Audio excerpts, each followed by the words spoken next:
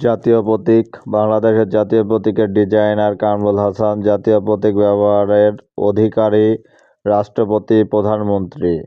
আবারও বলছি, জাতীয় প্রতীক ব্যবহারের অধিকারী হলেন রাষ্ট্রপতি ও প্রধানমন্ত্রী। জাতীয় প্রতীক একটি শাপলা, 2টি ধানের শীষ, 3টি পাট পাতা ও 4টি তারকা সংবলিত।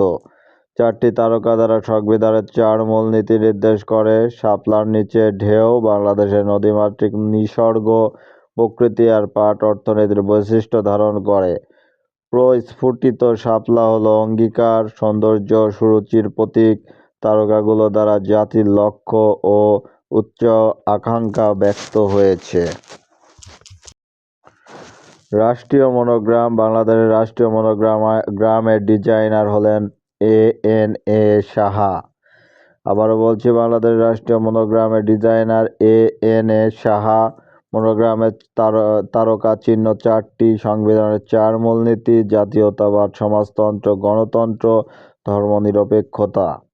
জাতীয় মনোগ্রামের বৃত্তের ওপরে লেখা আছে গণপ্রজাতন্ত্রী বাংলাদেশ, নিচে লেখা আছে সরকার।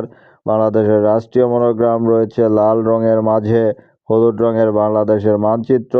রাষ্ট্রীয় মনোগ্রাম ব্যবহার হয় সরকারি অফিসের নথি, স্মারক, চিঠিপত্র, বিজ্ঞপ্তিতে।